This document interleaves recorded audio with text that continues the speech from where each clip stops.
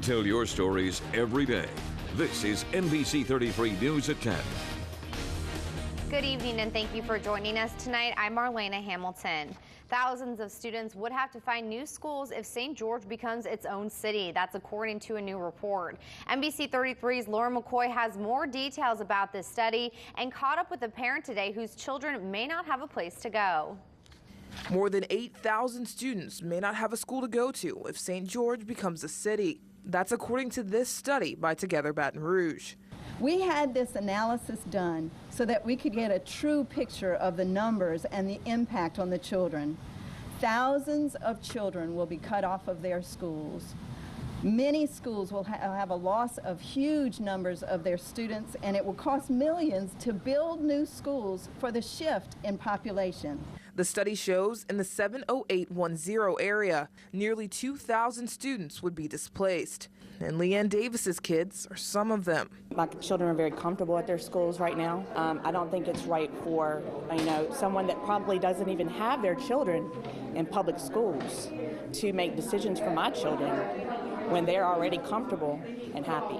It also shows around a dozen schools would need to be built in order to accommodate the thousands of displaced students, which has parents questioning what's going to happen to their kids. Are they going to push them to one school while they're trying to build 12 others? I don't know exactly what they're going to try to do or where the money's going to come from. We're talking about over 8,000 children affected.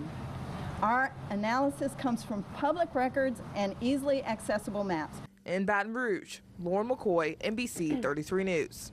Right now, we are working on getting comments from St. George organizers about the study. The City of St. George supporters are still waiting for the more than 18,000 signatures they turn in to be verified.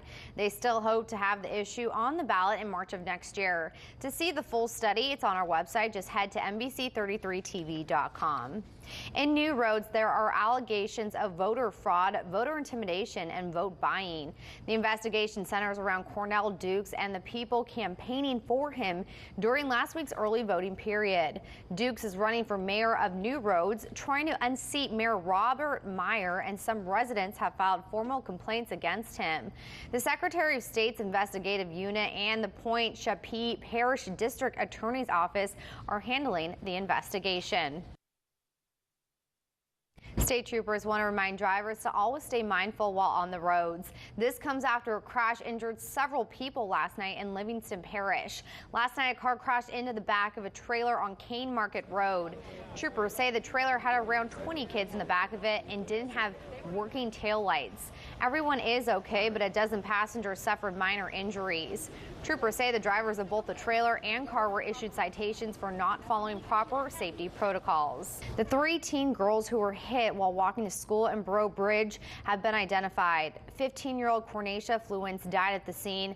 14-year-old Kylie Henry died at the hospital, and Cornacia's 13-year-old daughter Nia was brought to a Baton Rouge hospital in serious condition. Police say 32-year-old Jeremy Abraham was driving that red truck at twice the posted speed when he hit the 3 girls. Police are testing to see if Abraham was impaired.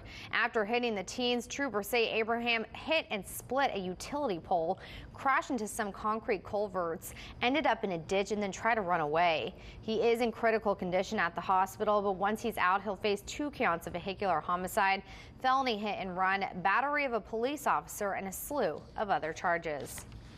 Texting and driving is now the leading cause of car crash deaths in America. Catholic high school students in Baton Rouge learned this firsthand when Unite's Arrive Alive tour stopped by. NBC 33's Talia Similian caught up with the students to hear all about the dangers of their distracted driving.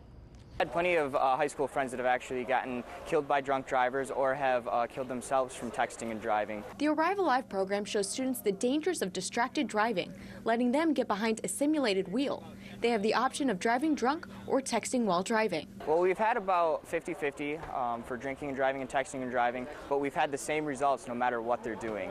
Accidents, vehicular manslaughter charges being brought on, just driving off the road, driving on the wrong side of the road, all kinds of problems today.